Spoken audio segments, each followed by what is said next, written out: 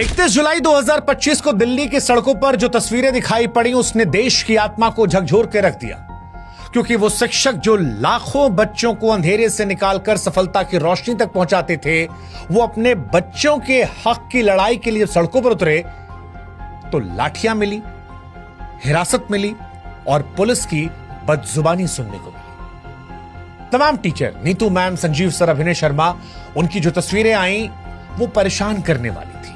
परेशान इसलिए क्योंकि गुरु अपने छात्रों के हक की बात करने आए थे। एक टीचर का टूटा हुआ हाथ दिखाई पड़ा और तब लगा कि ये उस व्यक्ति की चोट नहीं है, उस व्यवस्था की गूंगी बर्बरता का प्रतीक है जो इंसाफ देने से डरती है। सवाल उठा कि क्या यही वो भारत की कल्पना है जो हमने की है, जहां गुरु को सजा मिलती है क्योंकि वो अपने बच्चों के लिए आवाज उठा रहा है?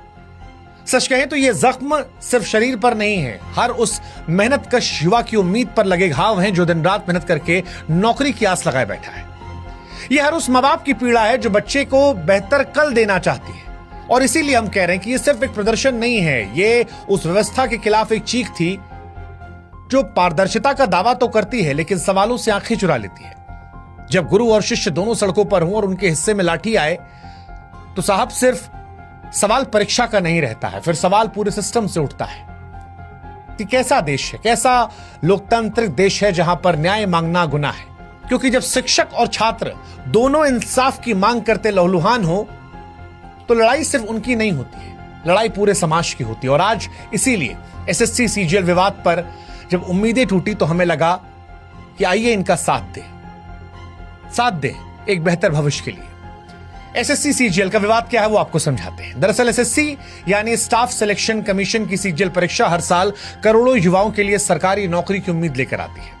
करीब 3 करोड़ से ज्यादा अभ्यर्थी इस परीक्षा में हिस्सा लेते हैं। अपने और अपने परिवार के बेहतर भविष्य की कल्पना लिए दिन रात वो मेहनत करते हैं। लेकिन हाल के वर्षों में यह परीक्षा नौकरियों का जरिया कम, विवादों केंद्र ज्यादा बनी है। 2024 के टायर 1 रिजल्ट ने इस पर शक की सुई और तेज की। अचानक ऊंचा कट ऑफ और कुछ खास परीक्षा केंद्रों में लगातार चयन और रोल नंबरों का पैटर्न साफ साफ इशारा कर रहा था कि कुछ तो गड़बड़ है। छात्रों ने इसे धांधली माना और फिर आवाज उठाना शुरू कर दिया। 2025 में हालात और बिगड़े। एसएससी की सिलेक्शन पोस्ट फेज 13 परीक्षा के दौरान बार बार परीक्षा का रद्द होना, तकनीकी खामियां और कई केंद्रों पर छात्रों के साथ बदसलूकी ने आंदोलन को भड़का दिया।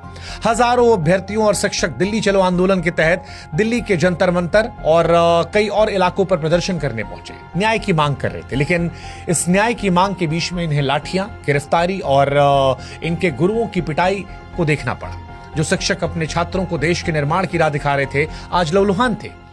जो शिक्षक जो किसी समाज की नींव होती